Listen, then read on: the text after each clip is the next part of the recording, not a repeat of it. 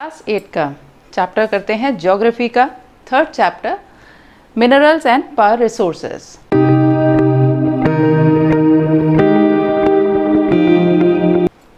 Important chapter है, लंबा chapter है, लर्निंग का काफ़ी कुछ है इसके अंदर। लेट्स स्टार्ट इट कि इसमें इंट्रोडक्शन हमें क्या क्या दिया हुआ है। सबसे पहले मिनरल्स की बात करते हैं। मिनरल्स होते क्या हैं? Naturally occurring substances that has a definite chemical composition। chemical composition जिनका एक जैसा होता है वो मिनरल्स कहलाते हैं। जैसे कोयला, कोल है, एक परफेक्ट मिनरल कॉम्पोजिशन है जिससे वो कोल फॉर्म हुआ है। पेट्रोलियम है, पेट्रोलियम भी एक परफेक्ट मिनरल का एक कॉम्पोजिशन, केमिकल कॉम्पोजिशन है जिससे वो फॉर्म होता है। आयरन ओर है, जैसे आयरन ओर मतलब ऐसी रॉक जिसके अंदर से हम आयरन निकाल सकते हैं, उसे आयरन ओर बोलते हैं। आयरन ओर है, बॉक्साइट है, ये सब मिनरल्स हैं। मिनरल्स दो तरह के हैं, मेटालिक मिनरल्स हैं, नॉन मेटालिक मिनरल्स हैं। मेटालिक मिनरल्स मतलब जिनसे हम मेटल एक्सट्रैक्ट करते हैं। मेटल की आपको प्रॉपर्टीज़ पता हैं, डक्टाइल होते हैं, मेलेबल होते हैं, शाइन होती है उनके अंदर, लस्ट्रस होते हैं, सोनरस होते हैं। Metals gold, silver, copper, lead, ये सब मिनरल्स हैं। अगर हम सबसे पहले ये बात करें कि मेटालिक में फेरस मिनरल, फेरस का मतलब जिसके अंदर आयरन कंटेंट है, आयरन ओर, मैग्नीज और क्रोमाइट्स, ये फेरस मिनरल्स हैं। नॉन फेरस मतलब जिसके अंदर आयरन कंटेंट नहीं है लेकिन वो मेटल्स बनते हैं, गोल्ड, सिल्वर, कॉपर, लेड, ये सब नॉन फेरस हैं। नॉन मेटालिक मिनरल्स ऐसे मिनरल्स जो कि मेटल नहीं है। लाइमस्टोन, माइका, जिप्सम, कोल, पेट्रोलियम। लाइमस्टोन वो जो सीमेंट बनाने के काम आता है, सबके अलग अलग प्रॉपर्टीज़, अलग अलग यूजेस हैं। इनके बारे में पढ़ने के बाद हम इनका डिस्ट्रीब्यूशन पढ़ेंगे।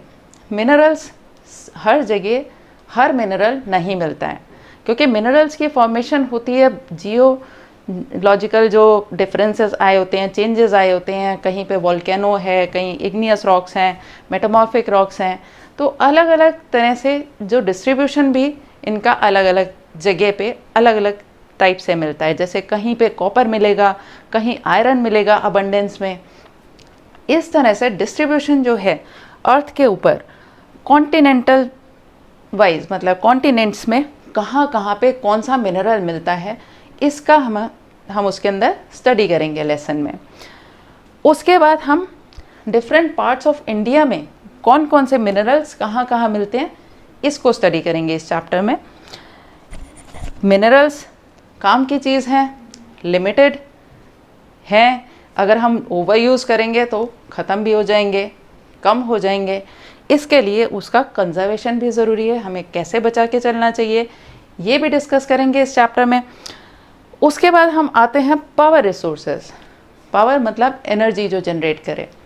कुछ कन्वेंशनल रिसोर्सेज होते हैं, जैसे कि कन्वेंशनल पावर रिसोर्स का मतलब जो पहले से चले आ रहे हैं, जैसे firewood, coal, petroleum, natural gas, hydel power, ये यूज़ हो रहे हैं लेकिन ये धीरे धीरे ख़त्म भी होते जा रहे हैं।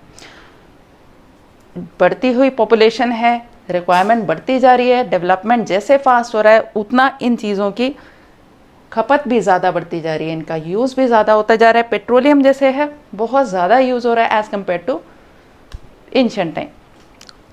तो इनको पूरा करने के लिए कि एनर्जी, अब अगर ये ख़त्म हो जाएंगे तो एनर्जी कहाँ से आएगी, तो इसका मतलब हमें एनर्जी के, पावर के रिसोर्सेज कुछ और देखने पड़ेंगे, ऑल्टरनेटिव रिसोर्सेज। उन्हें हम कहते हैं नॉन कन्वेंशनल रिसोर्सेज, जो हमने नए ढूंढे ताकि हमारी जो पावर की सप्लाई है वो कंटिन्यूस रहे, एग्जॉस्ट ना हो रिसोर्सेज। विंड एनर्जी को यूज़ करके विंड मिल्स में जो यूज़ करते हैं। सोलर एनर्जी, सन की एनर्जी को ट्रैप करके सोलर पैनल से उसका यूज़ करना। टाइडल एनर्जी, सी के अंदर पानी बढ़ता है जब, तो कहीं पे नैरो स्ट्रिप्स होती हैं सी की, जहाँ पे अगर बढ़ता है तो काफ़ी तेज़ी से पानी अंदर की तरफ आता है। जितनी वाइड होगी उतना वो पानी फैल जाएगा, नैरो स्ट्रिप होगी तो उसमें तेज़ी से आता है। तो उस जगह पे प्लांट्स लगा देते हैं जो सी के वाटर के मूवमेंट से टरबाइंस घूमती हैं और एनर्जी जनरेट होती है। उसके बाद आता है बायोगैस। बायोगैस पता है, जैसे काऊ डंग डाल दी जाती है, जनरेट होती है उसके अंदर बायोगैस, बायोगैस सप्लाई कर दी जाती है। विलेजेस में काफ़ी बायोगैस प्लांट्स लगाए गए हैं ताकि जो धुआं वगैरह प्रोड्यूस होता है उसकी जगह एक अच्छा सा फ्यूल मिल जाए। दूसरी चीज़ कि ये इन चीज़ों को बचाएगा, फायरवुड उतनी कम यूज़ होगी। न्यूक्लियर एनर्जी, न्यूक्लियस से एनर्जी प्रोड्यूस की जाती है, लेकिन उसके साथ एक प्रॉब्लम आती है कि उसका जो वेस्ट आता है, रेडियो एक्टिव वेस्ट, उसको हमें डिस्पोज ऑफ कैसे करना है, पानी में डालना है कि कैसे करना है, वो अभी मेथड्स इतने क्लियर नहीं हैं।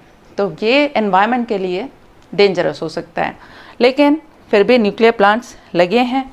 जियोथर्मल, धरती के अंदर बहुत ज़्यादा हीट है, वो हीट कहीं कहीं एस्केप करके सरफेस तक पहुंचती है हॉट स्ट्रीम्स के रूप में। गर्म पानी के स्ट्रीम्स बन जाते हैं धरती में से, अंदर से गर्मी, कहीं क्रैक्स बने होते हैं, उससे रास्ते से अपने आप नेचुरली आ रही होती है। हम खुद कोई क्रैक क्रिएट करके उस तक नहीं पहुंच सकते हैं। तो जहाँ जहाँ ये जियोथर्मल एनर्जी सरफेस तक पहुंच रही होती है, वहाँ पे जियोथर्मल प्लांट्स लगा दिए जाते हैं जिससे पावर प्रोड्यूस की जाती है। तो ये है चैप्टर इसके अंदर। Let's do it from the book. Mineral and power resources.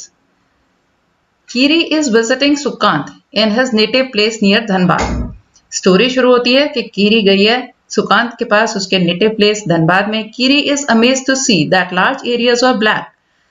बहुत बड़े बड़े एरियाज ब्लैक थे। क्यों ब्लैक होते हैं? क्योंकि वहां पर कोल माइंस है, कोल की डस्ट दूर दूर तक फैलती है, इसलिए वो ब्लैकिश नजर आती है जमीन। Sukant, why is this place so black and dusty? कि ये इतनी ब्लैक और डस्टी क्यों है? This is because of coal mines nearby. ये इसलिए क्योंकि कोल माइंस है पास में। Do you see the trucks? They are carrying the mineral coal. Trucks दिखाता है कि ये इसके अंदर कोल जा रहा है। What are minerals? क्वेश्चन आता है what are minerals? Ask Kiri. Sukant says have you ever seen a baker baking biscuits? Baker biscuits bake करता है तो क्या होता है उसके अंदर? Flour, milk, sugar, sometimes egg are mix together. जब उसे खाते हैं बेक बिस्किट्स को, तो क्या इंग्रेडिएंट्स हमें अलग अलग पता चल रहे होते हैं? नहीं। उसी तरह से जैसे बिस्किट्स होते हैं तो बहुत सारे number of things that you can not see वहां पे होती हैं रॉक्स के अंदर। On this earth have several material called minerals mixed in them. तो इसी तरह से जैसे बिस्किट के अंदर चीनी अलग से, घी अलग से नजर नहीं आ रहा होता है, उसी तरह से जो रॉक्स होती हैं उसके अंदर बहुत सारे मटेरियल मिक्स्ड होते हैं। उन मटेरियल्स को हम मिनरल्स बोलते हैं। This minerals are scattered throughout the earth's rocky crust. और ये वाले मिनरल्स जो हैं वो फैले हुए हैं पूरी अर्थ के रॉकी क्रस्ट पे।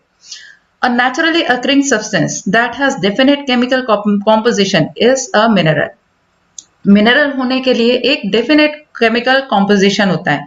केमिकली वो किस तरह से फॉर्म्ड है, इसी से अलग अलग मिनरल्स अलग अलग टाइप के होते हैं, क्योंकि वो केमिकल फॉर्मेशन उनकी अलग अलग होती है। किन किन एलिमेंट्स को मिक्स करके वो बने हुए हैं, तो ये मिनरल्स होते हैं। Minerals are not evenly distributed over space. Space के अंदर ये इवनली डिस्ट्रीब्यूटेड नहीं है, क्योंकि they are concentrated in particular area. किसी किसी एरिया में बहुत ज्यादा मिलते हैं या रॉक फॉर्मेशन में बहुत ज्यादा मिलते हैं। Some minerals are found in areas which are not easily accessible. कुछ ऐसे एरियाज में भी मिनरल्स पाए जाते हैं जहां पर हमारी पहुंच ही नहीं है, such as Arctic ocean bed and Antarctica. Arctic ocean क्योंकि बर्फ से ढका हुआ है, अंटार्कटिका बर्फ से ढका हुआ है, वहां तक पहुंच मुश्किल है, तो वहां पे भी कुछ मिनरल्स अवेलेबल है। एक बॉक्स के अंदर आता है the salt in your food and graphite in your pencil lead.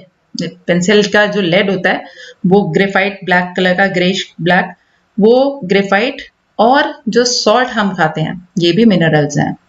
Minerals are formed in different type of geological environments. जिस तरह से अर्थ का जब फॉर्मेशन होता है, अर्थ के जब फॉर्मेशन हुआ था या अर्थ में जो चेंजेस आते हैं, जियोलॉजिकल एनवायरमेंट अलग अलग होते हैं, कि कहीं पे वोल्केनो फूट रहा है, कहीं पे माउंटेन्स हैं, कुछ है, तो इस तरह के जियोलॉजिकल एनवायरमेंट्स में अलग अलग तरह के मिनरल्स पाए जाते हैं।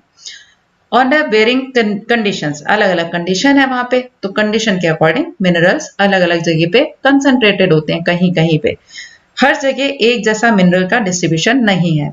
दे are created by natural processes, natural processes होते हैं without any human interference, natural process से ही मिनरल्स बनते हैं, हम उन्हें क्रिएट नहीं करते। They can be identified on the basis of their physical properties, उन्हें हम पहचान सकते हैं उनकी फिजिकल प्रॉपर्टीज देख के, जैसे colour, density, hardness and chemical property such as solubility. एक केमिकल प्रॉपर्टी कि ये डिसॉल्व होते हैं किसी चीज में या नहीं, तो ये सॉल्युबिलिटी के आधार पर भी हम इनको प्रॉपर्टीज के आधार पर आइडेंटिफाई करते हैं, पहचान सकते हैं कि कौन सा मिनरल कौन सा है। अब types of minerals, there are over 3000 different minerals, 3000 से ज्यादा मिनरल्स हैं। On the basis of composition, किस तरह से वो बने, मिनरल्स को हम क्लासिफाई कर सकते हैं मेटालिक या नॉन मेटालिक मिनरल्स में। मेटालिक मिनरल्स मतलब ऐसे मिनरल्स जिनसे मिनरल्स हमें मेटल्स मिलते हैं। नॉन मेटालिक जैसे कोल, पेट्रोलियम, जिप्सम, माइका, इस तरह के, लाइमस्टोन, ये नॉन मेटालिक मिनरल्स हैं। मेटालिक मिनरल्स कंटेन मेटल इन रॉ फॉर्म, रॉ फॉर्म में मेटल होता है, उसको हम एक्सट्रैक्ट करते हैं, प्रोसेसेस होते हैं, वो प्रोसेस करने के बाद हमें उनमें से मेटल मिलता है। Metals are hard substances, hard substance होते हैं that conduct heat and electricity, heat और इलेक्ट्रिसिटी को ये कंडक्ट कर देते हैं। एंड हैव कैरेक्टरिस्टिक लस्टर और शाइन, ये हमने मेटल की प्रॉपर्टीज पढ़ रखी हैं, लस्टर होता है, शाइन होती है। आयरन ओर, एक ऐसी रॉक जिसमें से आयरन निकल आता है उसे हम आयरन ओर बोलते हैं। बॉक्साइट जिसमें से एल्यूमिनियम मिलता है, ऐसी रॉक को बॉक्साइट बोलते हैं। मैग्नीज ओर, मैग्नीज का ओर जिसमें से हम मैग्नीज नाम का मेटल निकाल लेते हैं। ये कुछ एग्जांपल्स हैं मेटालिक मिनरल्स के। मेटालिक मिनरल्स में बी फेरस और नॉन फेरस, फेरस हो सकते हैं, नॉन फेरस का मतलब कि फेरस में जैसे आयरन कंटेंट होता है। फेरस मिनरल्स लाइक आयरन और manganese and chromites contain iron, इनके अंदर आयरन होता है, जिन मिनरल्स के अंदर उन्हें हम फेरस मिनरल बोलते हैं। Non ferrous mineral does not contain iron but may contain some other metal such as gold, silver, copper और लेड। इसके अंदर आयरन नहीं होता बल्कि कोई और मेटल निकलते हैं जैसे गोल्ड, सिल्वर, कॉपर या lead. Non metallic mineral do not contain metals, non metallic में मेटल नहीं होते, जैसे लाइमस्टोन, लाइमस्टोन जो सीमेंट बनाने में यूज होता है, माइका, जिप्सम, ये एग्जांपल्स हैं कुछ मिनरल्स के, इनके अलग अलग यूजेस होते हैं। मिनरल फ्यूल्स, मिनरल के फ्यूल्स भी हैं जैसे coal and petroleum are also non metallic minerals, ये भी नॉन मेटालिक मिनरल्स हैं। मिनरल्स जो हैं उनको हम एक्सट्रैक्ट करते हैं, जमीन में से हम निकालते हैं, जिस तरह से जमीन पे फैले हुए हैं तो उनको निकालने के अलग अलग तरीके हैं। माइनिंग से, माइनिंग मतलब खोद के गड्ढा बनाया बहुत लंबा, वो माइनिंग हो गई।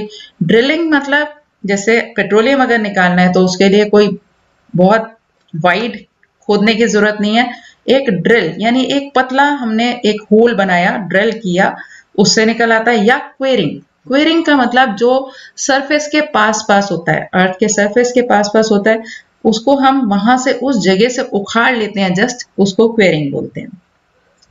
इसको समझते हैं, माइनिंग, ड्रिलिंग, क्वेरिंग। माइनिंग के अंदर ओपन कास्ट माइनिंग आती है और शाफ्ट माइनिंग आती है। शाफ्ट माइनिंग मतलब जैसे कोई चीज बहुत गहरे में होती है तो एक जिस तरह से कई मंजिल जैसे कई फ्लोर्स नीचे जाते हैं, इतने गहरे में होता है, एक शाफ्ट बनाई जाती है जिससे शाफ्ट से अंदर पहुंचा जाता है और वहां से माइनिंग करके चीज निकाली जाती है। ओपन कास्ट माइनिंग सरफेस के काफी पास होती है, उसको ओपन कास्ट माइनिंग बोलते हैं। क्वेरिंग तो बिल्कुल ही ऊपर जैसे हिली एरियाज में से, हिल में से कोई चीज निकाल रहे हैं। ड्रिलिंग बता दिया आपको, और माइनिंग के ये दो टाइप्स हैं। इसको समझते हैं। The process of taking out mineral from rocks buried under the earth surface is called mining. Earth के सरफेस के अंदर से इनको मिनरल्स को निकालना माइनिंग है। Minerals that lie at shallow depths, ज्यादा गहरे में नहीं है, are taken out by removing the surface layer, ऊपर की एक सरफेस लेयर रिमूव करी और उसको हम निकाल सकते हैं। This is known as open cast mining, ये ओपन कास्ट माइनिंग है। ध्यान रखना है ओपन कास्ट माइनिंग में ज्यादा डीप नहीं होता है, मिनरल शैलो डेप्थ्स पे होते हैं, ज्यादा डीप नहीं होते हैं, तो ऊपर की एक कवरिंग हटा के हमारे पास मिनरल ओपन आ जाता है ऊपर और उसको हम निकाल लेते हैं। Deep bores called shafts have to be made to reach mineral deposit that lie at great depths। बहुत गहराई में जो होते हैं तो उसके लिए हमें गहरे गड्ढे बनाने पड़ते हैं, उनको शाफ्ट बोलते हैं। शाफ्ट से नीचे पहुंचा जाता है उस डेप्थ पे और फिर वहां से उसको निकाला जाता है। This is called shaft mining. Petroleum and natural gas occur far below earth surface, petroleum और नेचुरल गैस भी काफी नीचे है अर्थ के सरफेस के। Deep wells are bored to take them out, गहरे वेल्स बनाए जाते हैं उनको निकालने के लिए, इनको ड्रिलिंग बोलते हैं। Minerals that lie near the surface are simply dug out, जो पास में बिल्कुल सरफेस के बिल्कुल ऊपर ही होते हैं उनको हम खोद लेते हैं, उसको हम क्वेरिंग बोलते हैं।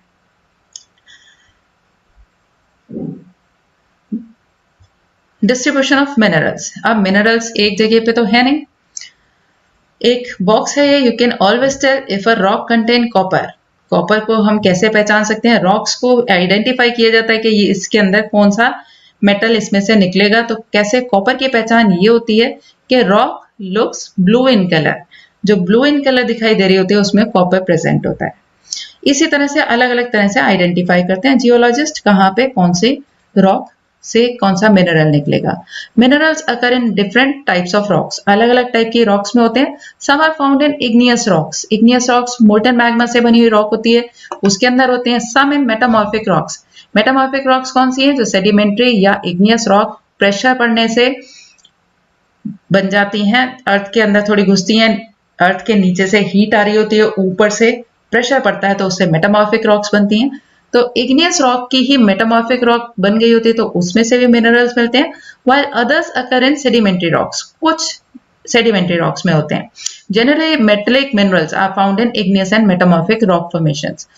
मेटालिक मिनरल जो है अधिकतर इग्नियस और मेटामॉर्फिक रॉक फॉर्मेशन में मिलते हैं, वो अधिकतर प्लेट्यूज में। That is why plateaus are very rich in minerals.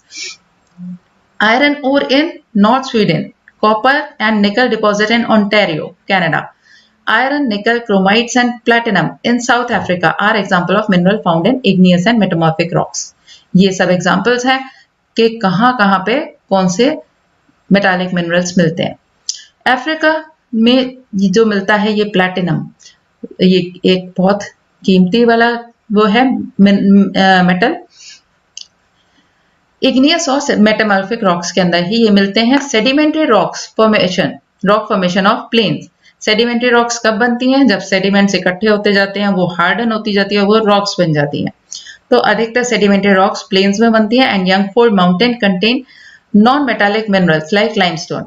और यंगफोल्ड माउंटेन में जो रॉक फॉर्मेशन होती है, सेडिमेंट्री रॉक फॉर्मेशन होती है, उनके अंदर अधिकतर लाइमस्टोन मिलता है।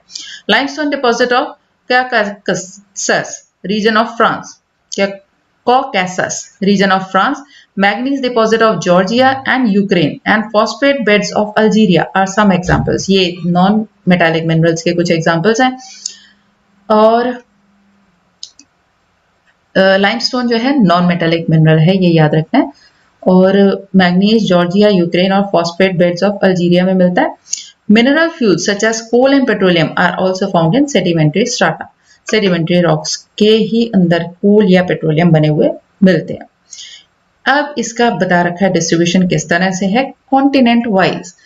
एशिया के अंदर क्या क्या मिनरल्स मिलते हैं, अगर हम इस मैप को बहुत अच्छे से स्टडी करें तो हम इसके अंदर फाइंड आउट कर सकते हैं कौन सी चीज कहां पर मिलती है। China and India have large iron ore deposits, China और इंडिया में बहुत सारे आयरन ओर के डिपॉजिट्स हैं। और continent produces more than half of world's 10, world के में जितना 10 प्रोड्यूस होता है उससे आधे से ज्यादा यहाँ प्रोड्यूस होता है। China, Malaysia, Indonesia are among the world's leading 10 producers. ये लीडिंग 10 प्रोड्यूसर्स में आते हैं। China also leads in production of lead, antimony and tungsten. ये सब आपको एक टेबल बना लेनी है कि कहाँ पे कौन सी चीज मिलती है।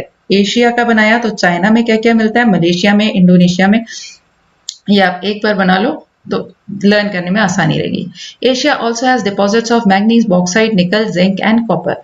एशिया के अंदर ये मिनरल्स भी मिलते हैं। यूरोप के अंदर, Europe is leading producer of iron ore in the world, iron ore इसके अंदर बहुत ज्यादा मिलता है। The countries with large deposits of iron ore are Russia, Ukraine, Sweden and France. और कंट्रीज जिसके अंदर बहुत बड़े डिपॉजिट्स मिलते हैं आयरन ओर के, वो है Russia, Ukraine, Sweden and France. Mineral deposits of copper, lead, zinc, manganese and nickel are found in Eastern Europe and Russia. और copper, lead, zinc, manganese ये सब और निकल ये सब ईस्टर्न यूरोप और यूरोपियन रशिया के साथ जो यूरोप का पार्ट है उसके अंदर पाए जाते हैं। North America, the mineral deposit in North America are located in 3 zones. 3 zones के अंदर इसके अंदर हम इसको डिवाइड कर लेते हैं, कैटेगराइज कर लेते हैं। Canadian region north of the Great Lakes, the Appalachian region and the mountain ranges of west. इन 3 एरियाज में डिवाइड किया। आयरन और nickel, gold, uranium and copper are mined in Canadian shield region. ठीक है, यहाँ के ये मिनरल्स हो गए। कोल अल्पाशियन रीजन में मिलता है। Western Cordilleras have vast deposits of copper, lead, zinc, gold and silver. Right, इसके अंदर आप लेट्स डू के अंदर दे रखा है Canadian shield, Appalachian, western Cordilleras, Lake Superior, atlas की हेल्प से आप देख सकते हो। South America, Brazil is the largest producer of high grade iron ore in the world. Brazil में बहुत अच्छे ग्रेड का आयरन ओर मिलता है। Chile, Peru are the leading producer of copper.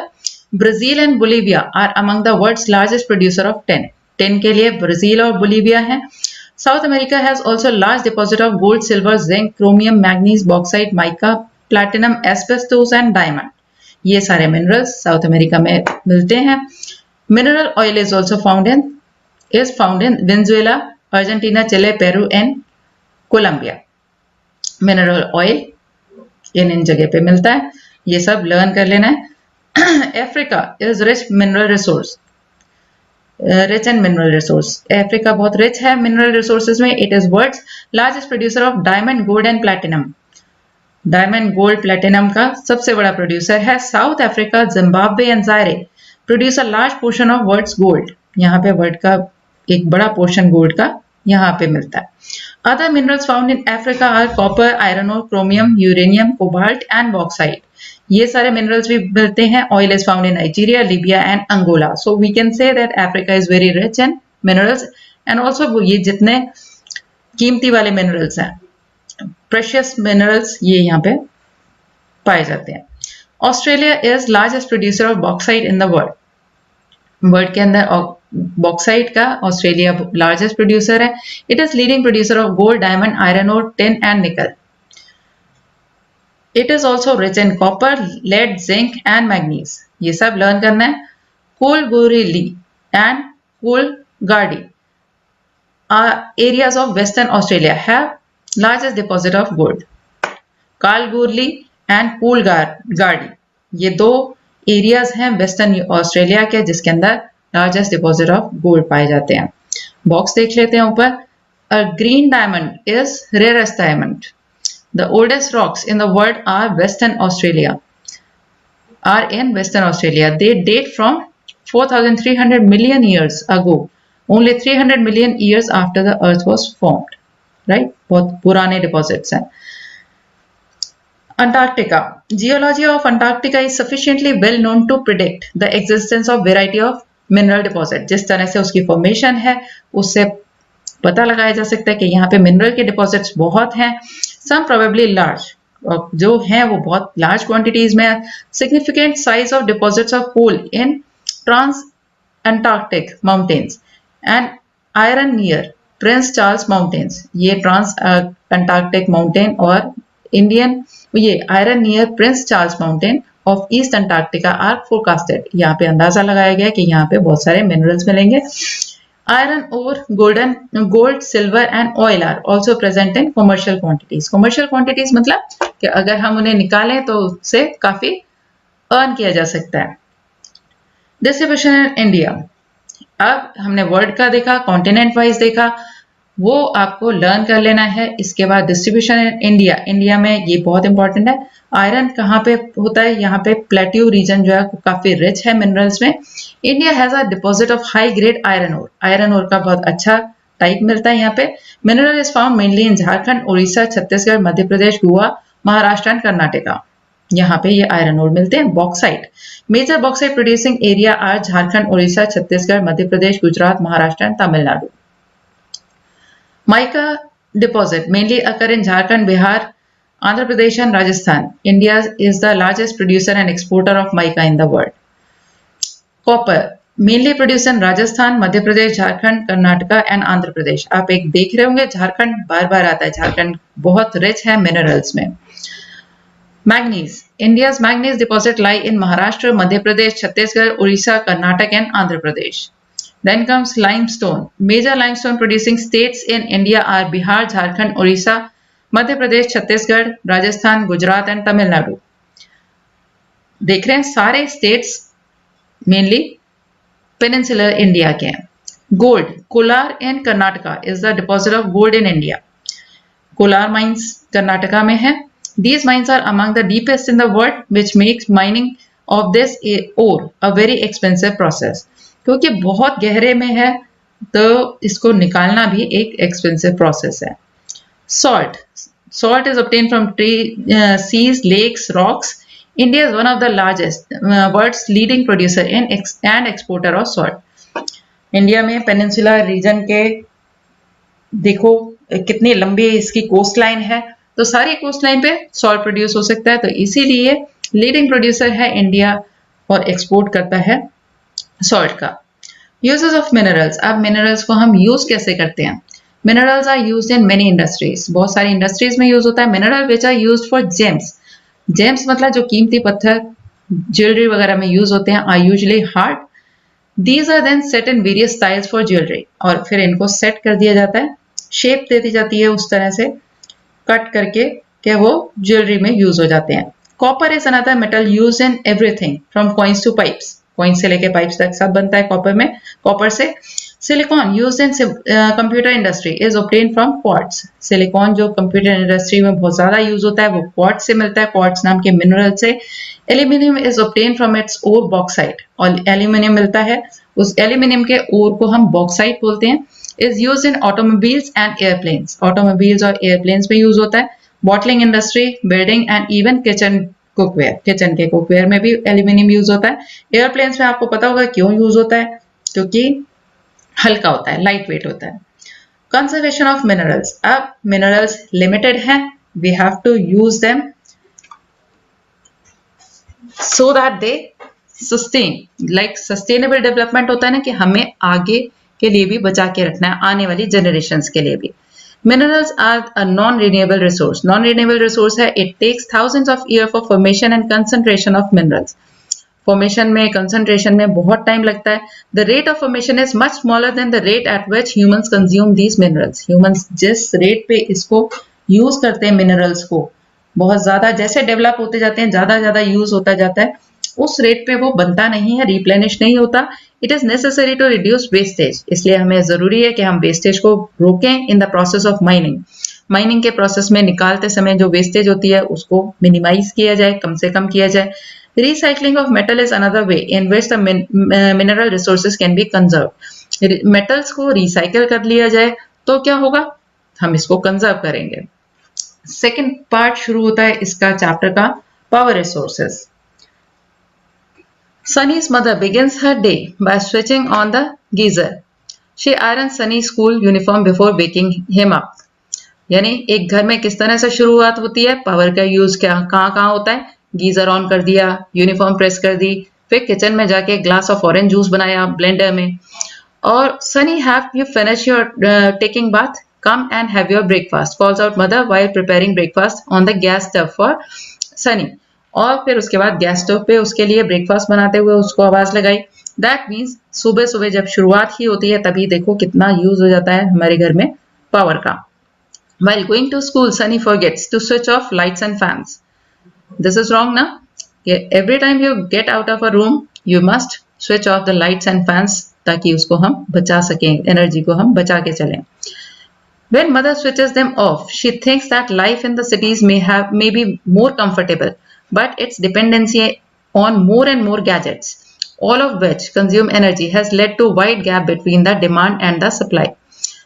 Mother उसको ऑफ करती है, साथ के साथ सोचती है कि डिपेंडेंसी जो है, हम जितना सिटी में रहते हैं तो ज्यादा से ज्यादा हम गैजेट्स पे डिपेंड करते हैं और सभी कंज्यूम करते हैं एनर्जी को, तो एक बड़ा सा गैप प्रोड्यूस हो जाता है, गैप बन जाता है डिमांड और सप्लाई के बीच में, क्योंकि डिमांड बहुत ज्यादा हो जाती है.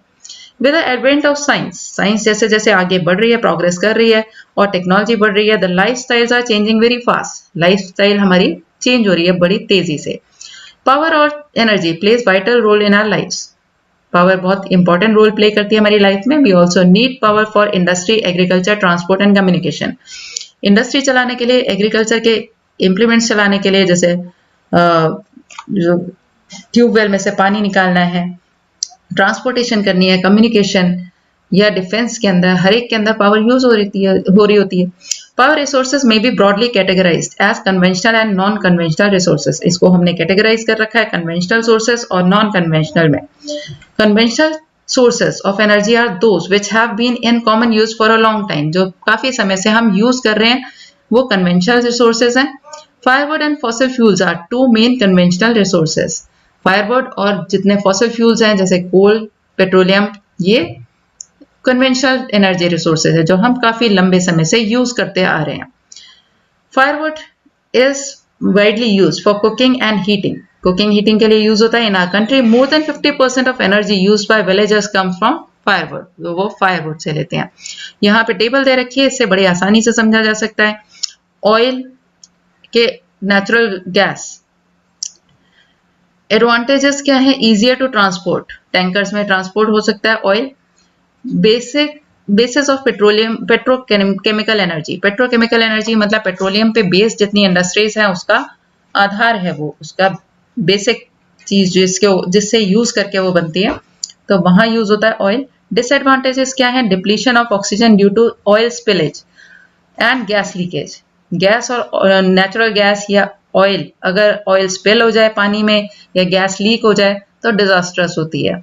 जैसे शिप से कई बार ऑयल स्पिल हो जाता है पानी में, तो एक लेयर बना लेता है जिसके कारण ऑक्सीजन नहीं जा पाती और पानी के अंदर रहने वाले जीवों को ऑक्सीजन नहीं मिल पाती और वो मर जाते हैं।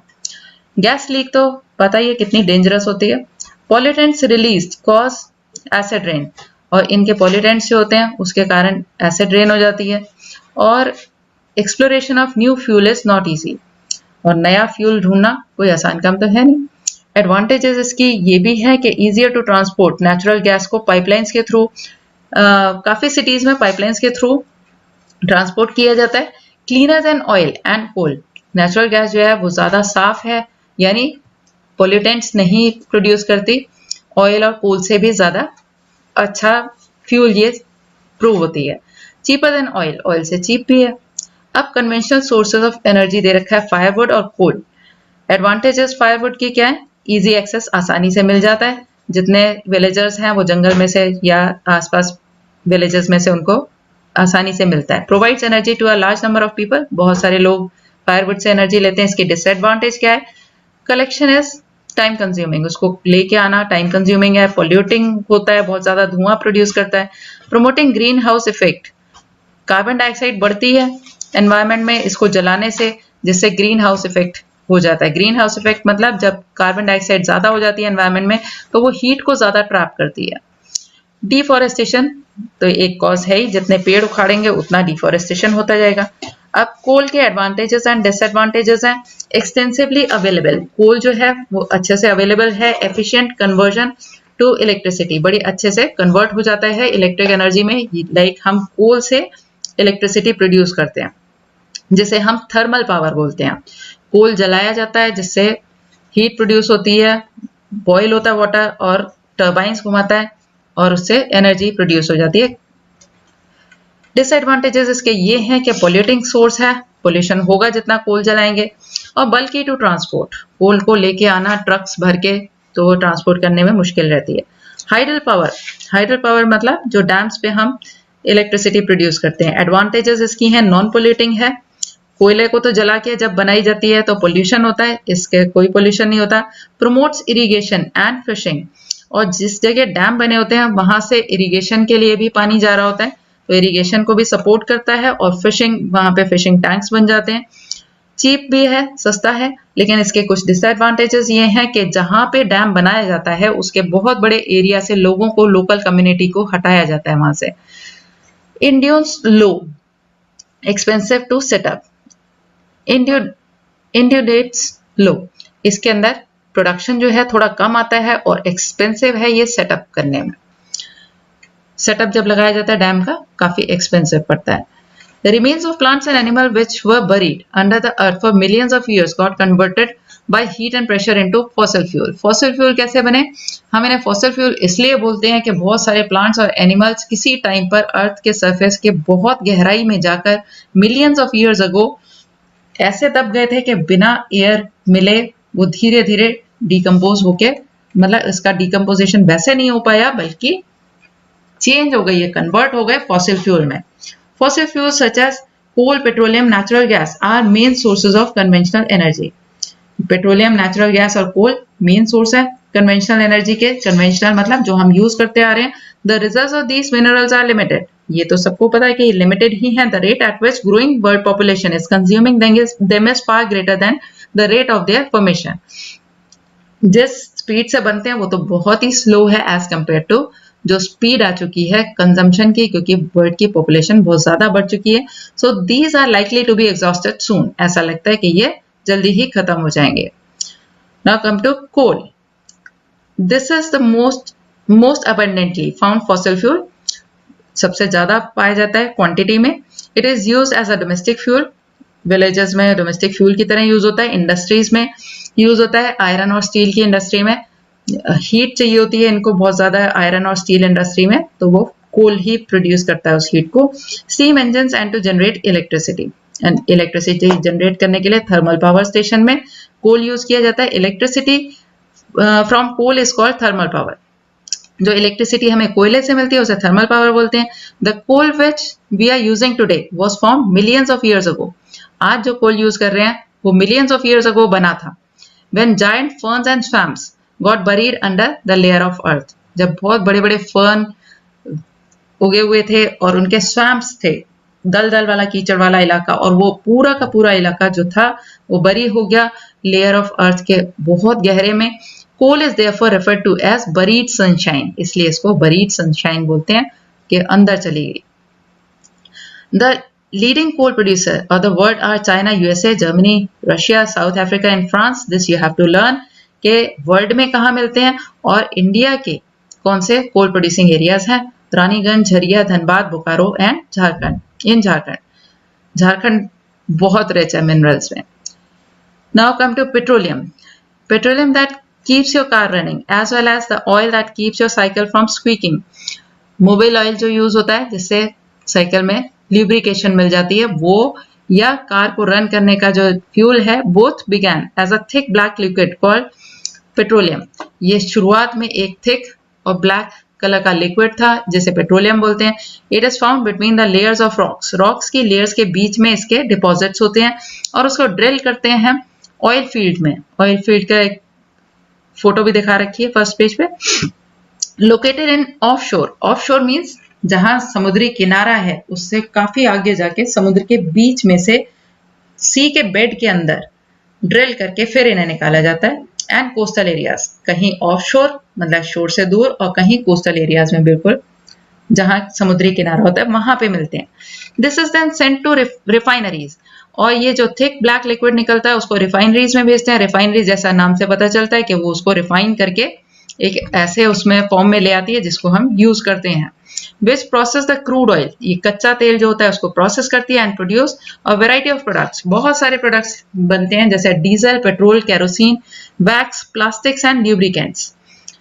Petroleum and it's derivatives. Petroleum और उसमें से जो चीजें निकलती हैं उनको हम ब्लैक गोल्ड बोलते हैं as they are very valuable. Black colour का है बट गोल्ड इसलिए क्योंकि बहुत वैल्यूएबल है. The chief petroleum producing countries are Iran, Iraq, Saudi Arabia, Qatar. The other major producers are USA, Russia, Venezuela and Algeria. The leading producer in India. India में अब ये हो गया वर्ल्ड का. इंडिया में है दिग्बोई इन आसाम और बॉम्बे हाई इन मुंबई. उसका नाम बॉम्बे हाई है. ऑफ शोर ये ड्रिलिंग कर रखी है, वहां से निकलता है मुंबई में. And the deltas of Krishna and Godavari river. Krishna और गोदावरी रिवर के जहां डेल्टा बनते हैं, जहां वो समुद्र में गिरने वाली होती है, उस जगह पे डेल्टास में ये पेट्रोलियम पाया जाता है. The word petroleum is derive from Latin word Petra meaning rock. Oleum means oil. Rock oil हो गया ना इसका मतलब. Petroleum means rock oil. Now come to natural gas. Natural gas is found with petroleum deposits. जहाँ पे petroleum deposits होते हैं उसी के ऊपर एक लेयर होती है नेचुरल गैस की, and is release when crude oil is brought to the surface. Crude oil को जब हम सरफेस पे लाते हैं तो वो गैस भी रिलीज होती है. It can be used as domestic and industrial fuel. Domestic use भी हो सकता है घर में और इंडस्ट्रीज में भी यूज हो सकता है. Russia, Norway, UK, Netherlands are the major producer of natural gas. World में ये यहाँ पे प्रोड्यूस होता है. इंडिया में Jaisalmer, Krishna Godavari delta, Tripura and some areas offshore in Mumbai have natural gas resources, right? Very few countries in the world have sufficient natural gas reserves of their own. बहुत कम countries में natural gas resources उनके अपने हैं. The sharp increase in our consumption of fossil fuel has led to depletion of at an alarming rate. अब ये बहुत ज्यादा हम कंज्यूम कर रहे हैं फॉसिल फ्यूल्स को, तो उससे डिप्लीशन हो रहा है. डिप्लीशन मीन्स कम होते जा रहे हैं, वो खत्म की तरफ जा रहे हैं. The toxic pollutants released from burning of these fuels are also a cause of concern. और pollutants जो रिलीज होते हैं इनको बर्न करते टाइम पे उसके वो भी cause of concern है, वो भी ध्यान देने की चीज है. Unchecked burning of fossil fuel is like an unchecked dripping tap which will eventually run dry. अगर हम इसे चेक नहीं करते हैं यानी इसे रोकते नहीं है फॉसिल फ्यूल को, इस तरह से हम यूज करते जाएंगे तो उसी तरह से जैसे एक ड्रिपिंग टैप होता है तो उसके कारण वो पानी खत्म हो जाएगा, उसी तरह से अगर हम इसको चेक नहीं करेंगे तो ये एक दिन खत्म हो जाएंगे. This has led to the tapping of various non conventional resources. इसके कारण हम यूज करने पे आ गए हैं कुछ non conventional resources of energy को जो क्लीनर ऑल्टरनेटिव्स हैं फॉसिल फ्यूल का, यानी क्लीन भी है, एनवायरनमेंट को भी साफ रखते हैं और ऑल्टरनेटिव्स भी हैं, मतलब इनकी जगह पे फॉसिल फ्यूल्स की जगह पे उन्हें यूज किया जा सकता है. अब डिड यू नो में है, do you know compressed natural gas CNG is popular eco friendly automobile fuel. Automobile fuel काफी अच्छा है ये सीएनजी क्योंकि ये पोल्यूशन नहीं करता है, as it causes less pollution than petroleum and diesel. Do you know that Norway was the first country in the world to develop hydroelectricity? Hydroelectricity बनाने के लिए ये सबसे पहले किसने बनाई थी? नॉर्वे ने. Hydel power, rain water or river water stored in dams is made to fall from heights.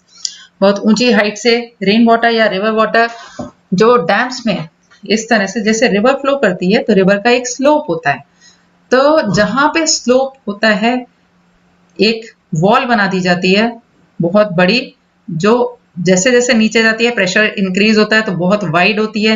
एक इस तरह से वॉल क्रिएट कर ली जाती है, पिक्चर नीचे दे रखी है उससे आप समझ सकते हैं. और वाटर जो है वो काफी हाइट तक जमा हो जाता है और फिर उसके बाद उसका वाटर रिजर्वॉयर जो है यहाँ से एक रास्ता बना होता है, तो जितनी हाइट पे पानी होगा उतनी स्पीड से आएगा. नीचे टर्बाइंस होती हैं तो स्पीड से वाटर आने से ये टर्बाइंस घूमती हैं और ये वाटर इधर पहुंच जाता है.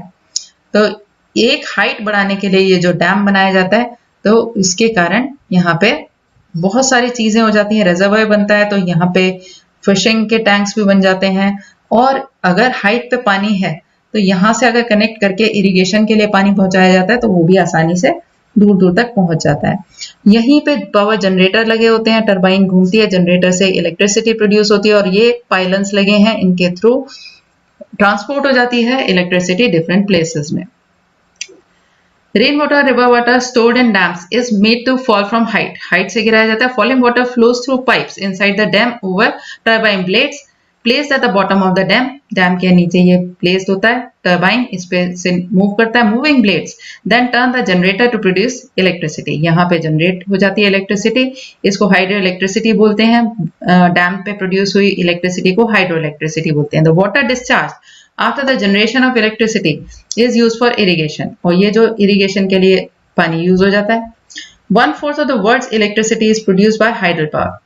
और ये 1/4 इलेक्ट्रिसिटी हाइडल पावर से ही प्रोड्यूस हो रही है. The leading producer of hydel power in the world, अब वर्ल्ड का दे रखा है Paraguay, Norway, Brazil and China. Some important, अब वर्ल्ड का दे दिया, अब इंडिया का. Hydel power station in India Bhakra Nangal, Gandhi Sagar, Nagarjuna Sagar and Damodar valley projects. Non conventional sources of energy, अब जो हमने इनके ऑल्टरनेटिव्स ढूंढे हैं नए इस तरह से कि ताकि हमारे ये फॉसिल फ्यूल्स वगैरह कम ना हो, इसलिए जो ऑल्टरनेटिव रिसोर्सेज ढूंढ रहे हैं ये नॉन कन्वेंशनल रिसोर्सेज हैं। The increasing use of fossil fuel is leading to its shortage. Fossil fuel को हम ज्यादा यूज करते हैं तो उनकी शॉर्टेज हो जाती है। It is estimated that if present rate of consumption continues, जो आज हम कंजम्पशन कर रहे हैं अगर इसी तरह चलता रहा, the reserves of these fuel will get exhausted, तो इनके रिजर्व जो है वो जल्दी ही खत्म हो जाएंगे। Moreover their use also causes environmental pollution, और इनका यूज जो है उसके कारण एनवायरमेंटल पोल्यूशन भी हो रहा है, क्योंकि कार्बन डाइऑक्साइड प्रोड्यूस होती है, कुछ पॉल्यूटेंट्स इंट्रोड्यूस हो जाते हैं एयर में। Therefore there is need for using non conventional sources, इसलिए नॉन कन्वेंशनल सोर्सेज की जरूरत है, such as solar energy, wind energy, tidal, which are renewable. ये सारी रीन्यूएबल सोर्सेज ऑफ एनर्जी हैं। सबसे पहले हम करते हैं solar energy. Sun's heat and light energy can be felt by us every day, ये हम फील तो कर ही सकते हैं। Solar energy trap from the sun can be used in solar cells to produce electricity, solar cells में use कर सकते हैं। Many of these cells are joint into solar panels, इस तरह से सेल को ज्वाइन करके सोलर पैनल्स बनाए होते हैं ये, to generate power for heating and lighting purpose. Heating और लाइटिंग इससे हो जाती है। The technology of utilising solar energy benefits a lot of tropical countries. Tropical countries मतलब इक्वेटर के अराउंड की कंट्रीज, क्योंकि यहाँ पे सनशाइन सबसे ज्यादा होती है, तो यहाँ पे यूटिलाइज इसको किया जा रहा है। That are blessed with abundant sunshine, क्योंकि ये ब्लेस्ड हैं क्योंकि सनशाइन यहाँ पे इक्वेटर के आसपास की कंट्रीज में, आसपास के एरियाज में बहुत ज्यादा है। Solar energy is also used in solar heaters, solar cooker, solar dryers, beside being used for community lighting and traffic signals. Traffic signals या कम्युनिटी लाइटिंग के अलावा ये सारे solar cooker, solar dryers, solar heaters, इनमें भी घरों में भी यूज किए जा सकते हैं ये। Wind energy, wind is an inexhaustible source of energy. Wind भी एक इनएग्जॉस्टिबल सोर्स है, खत्म नहीं होगा। Windmills have been used for grinding grain and lifting water since times immemorial. बहुत पुराने टाइम से विंडमिल्स यूज होती थी ग्राइंडिंग करने के लिए ग्रेन्स को, या लिफ्टिंग वाटर, पानी बाहर निकालने के लिए। विंड आती है, वो उसको घुमाती है फैन को, उससे जो अंदर काम हो जाता है जैसे ग्राइंड करना ग्रेन को, ये बहुत पुराने टाइम से होता आ रहा था। In modern time windmill, the high speed wind rotate the windmill which is connected to generator to produce electricity। अब windmill बना दी जाती है और उसको कनेक्ट कर दिया जाता है जनरेटर से, टरबाइन घूमती है और इलेक्ट्रिसिटी प्रोड्यूस होती है। विंड फार्म्स उसको बोलते हैं जहां बहुत सारी विंडमिल्स लगा दी जाती हैं, वो विंड फार्म हो जाता है। Having clusters of such windmills are located in coastal region. समुद्री किनारे पे क्यों लगाए जाते हैं? क्योंकि समुद्र की तरफ से बहुत तेज हवाएं आती हैं जिसका यूज अच्छा हो सकता है इस तरह से। And in mountain passes, mountain के बीच में जो गैप्स होते हैं वहां से विंड बहुत तेज चलती है, तो वहां पे या कोस्टल रीजन में जहां पे विंड बहुत अच्छी चलती है वहां पे इनको सेटअप कर दिया जाता है। Where strong and steady winds blow, strong winds भी होती हैं और लगातार चलने वाली विंड होती हैं जिन एरियाज में, वहां पे इनको सेट किया जाता है। Wind farms are found in Netherlands, Germany, Denmark, UK, USA and Spain are noted for their wind energy production. अब इसके अंदर एक ऊपर ये टेबल छूट गया है, इसको हम देख लेते हैं। विंड एनर्जी के एडवांटेजेस क्या है, डिसएडवांटेजेस क्या है। विंड एनर्जी एक तो नॉन पोल्यूटिंग है, एनर्जी प्रोड्यूस हो जाएगी, पोल्यूशन बिल्कुल नहीं होता। Low cost production of electricity, cost of production बहुत कम आती है एक बार अगर उसे सेटअप कर दिया जाए। पहले जब सेटअप लगाया जाता है तो वो बहुत कॉस्टली सेटअप लगता है, लेकिन फिर उसके बाद वो जो चलती रहती है उसकी मेंटेनेंस में इतना नहीं होता खर्चा, और वो अच्छी अमाउंट में इलेक्ट्रिसिटी प्रोड्यूस कर देती है। सेफ एंड क्लीन है। डिसएडवांटेजेस के ये हैं कि जब चलती हैं तो नॉइज प्रोड्यूस होती है, नॉइज पोल्यूशन होता है। सेटअप उनका पहली बार लगाना कॉस्टली होता है। डिस्टर्ब करता है ये रेडियो एंड टीवी रिसेप्शन को, और हार्मफुल टू बर्ड्स होता है, बर्ड्स काफी इससे मर जाती हैं। सोलर एनर्जी, एडवांटेजेस इसकी ये है कि इनएग्जॉस्टिबल है, लगातार सप्लाई आती रहेगी सोलर एनर्जी की। नॉन पोल्यूटिंग है, पोल्यूशन कुछ नहीं होता सोलर पैनल लगाने में। एक्सपेंसिव है, ये डिसएडवांटेज है इसका कि सोलर पैनल्स जो होते हैं वो काफी कॉस्टली होते हैं। Diffuse source so gets wasted, कुछ पोर्शन इसका वेस्ट भी हो जाता है। टाइडल एनर्जी जो समुद्र में टाइड बढ़ने पर लगाई जाती है, मतलब वाटर लेवल जब बढ़ जाता है तो एक पतले रास्ते से, नैरो स्ट्रिप जहां पे होती है, वहां से तेजी से पानी अंदर जाता है, तो उससे वो टरबाइंस घुमा देता है, प्रोड्यूस हो जाती है टाइडल एनर्जी। एडवांटेज इसका, again it is non polluting, inexhaustible, खत्म तो कभी नहीं होगा। लेकिन इसके अंदर क्या डिसएडवांटेज है, वाइल्ड लाइफ हैबिटेट को ये खराब कर देता है, क्योंकि वो जिस एरिया में सेटअप किया जाता है वहां पे वाइल्ड लाइफ जितनी एग्जिस्ट कर रही होती है अंडर सी वाली, वो सब खराब हो जाती है। डिफिकल्ट टू हार्नेस, इसको हर जगह लगाना मुश्किल है। अब न्यूक्लियर एनर्जी के एडवांटेजेस और डिसएडवांटेजेस क्या हैं?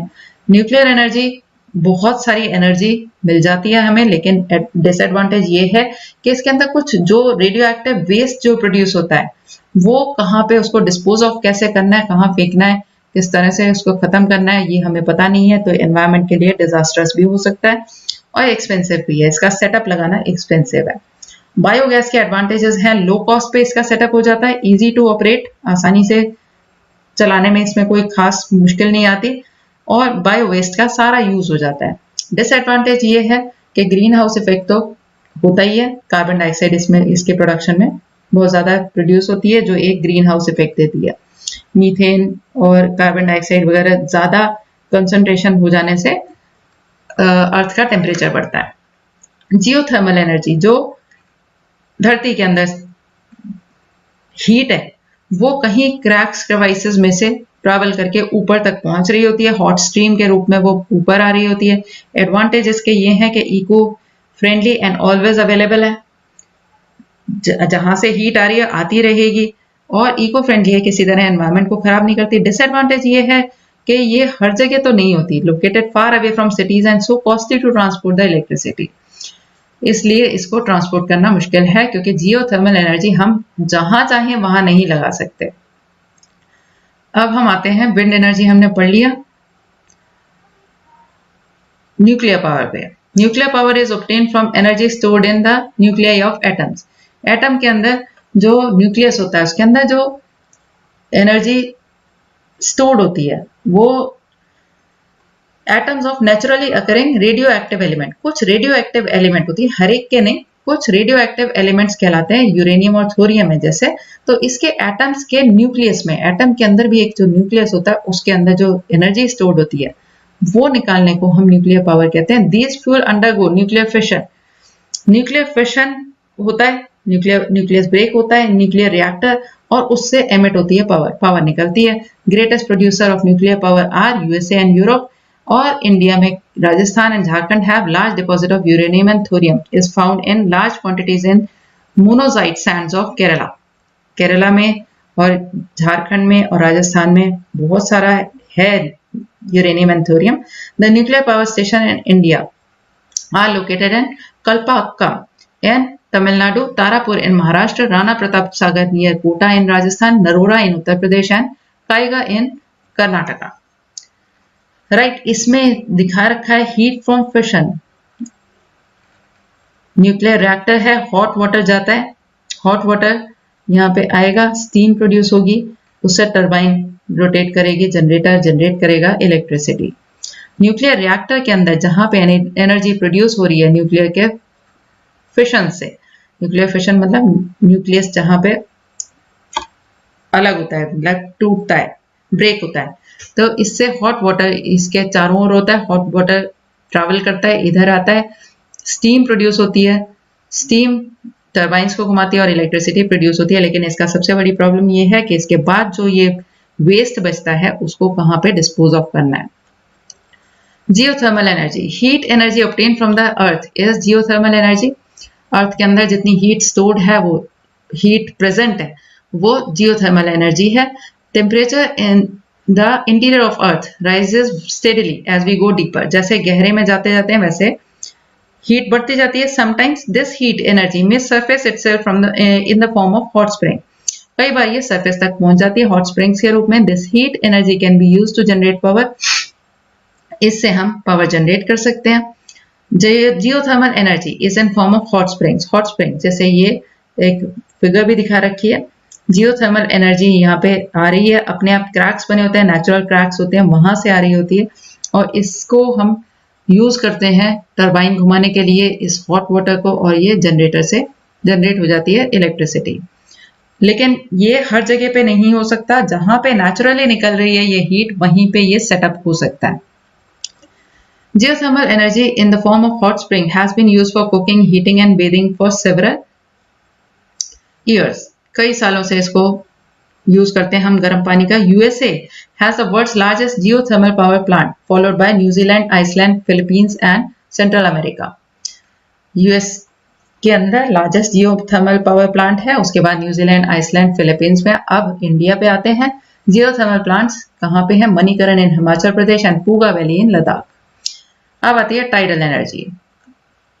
Energy generated from tides is called tidal energy. Tidal energy can be harnessed by building dams at narrow openings of the sea. सी की जहां पे नैरो ओपनिंग्स होती है, नैरो ओपनिंग्स मतलब एक पतला सा रास्ता जहां पे समुद्र का पानी भरेगा जब तो तेजी से आएगा।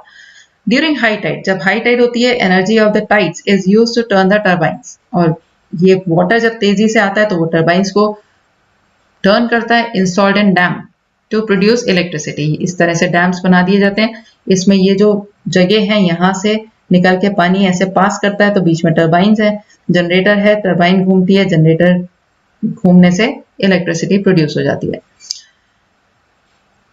Russia, France and gulf of Kutch in India have huge tidal mill farms. यहाँ पे टाइडल फार्म्स लगे हुए हैं। Biogas, organic waste such as dead plant and animal material, animal dung and kitchen waste can be converted into gaseous fuel called biogas. इससे हम gaseous fuel बना सकते हैं। एक तरह से अच्छा यूज हो जाता है ये, जितना डेड प्लांट है, प्लांट वेस्ट है, एनिमल मटेरियल है, किचन वेस्ट है, इस सब का एक अच्छा यूज हो जाता है ये। Organic waste is decompose by bacteria. Gas tank में इस तरह से रख दिए जाते हैं और यहाँ से डाला जाता है और बैक्टीरिया की प्रेजेंस के कारण ये डाइजेस्ट हो जाता है, यानी डिकम्पोज हो जाता है। The organic waste is decompose by bacteria in biogas digesters to emit biogas. इसमें एमिट होती है बायोगैस, जो यहाँ पे गैस इकट्ठी हो जाती है, इधर पाइप से वो निकल जाती है और जो इसका बचा हुआ रेजिड्यू होता है वो मेन्योर की तरह यूज हो जाता है।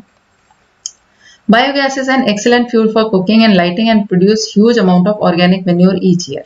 और ये ऑर्गेनिक मेन्योर भी तैयार हो जाती है, गैस भी तैयार हो जाती है, मेन्योर भी तैयार हो जाती है। Energy is everywhere. इससे हमें पता चलता है एनर्जी हर जगह है, but we can see that harnessing this energy is both difficult as well as costly. इसको एक्सट्रैक्ट कर लेना, निकाल लेना डिफिकल्ट भी होता है और कॉस्टली भी होता है। Each one of us can make a difference bye not wasting energy. और हम अंतर ला सकते हैं बहुत बड़ा अगर हम वेस्ट ना करें इस एनर्जी को, क्योंकि energy saved is energy generated. अगर हमने एनर्जी को सेव किया तो it is same as energy हमने जैसे जनरेट कर दी। Act now and make brighter energy future. अभी हम एक्ट करना आज से शुरू करें, एनर्जी को सेव करना शुरू करें और अपना फ्यूचर को ब्राइट बनाएं, क्योंकि जैसे जैसे हम ज्यादा एनर्जी को यूज करते जाएंगे आगे आने वाली जनरेशन के लिए उतनी प्रॉब्लम रहेगी और हमें भी उन प्रॉब्लम्स का सामना करना पड़ सकता है। अगर ये सोर्सेज ऐसे हैं जो पोल्यूशन भी करते हैं तो इसके लिए हम जैसे एनर्जी प्रोड्यूस हो रही है जहां पे और कोयला वहां पे जल रहा है, इतनी कार्बन डाइऑक्साइड पोल्यूटेंट सब इंट्रोड्यूस हो रहे हैं और उस इलेक्ट्रिसिटी को अगर हम वेस्ट कर रहे हैं तो वो हमारे लिए बहुत गलत है। तो आगे फ्यूचर के लिए हमें क्या करना है, इनको बचा के रखना है। Right, so the chapter is complete. Thank you.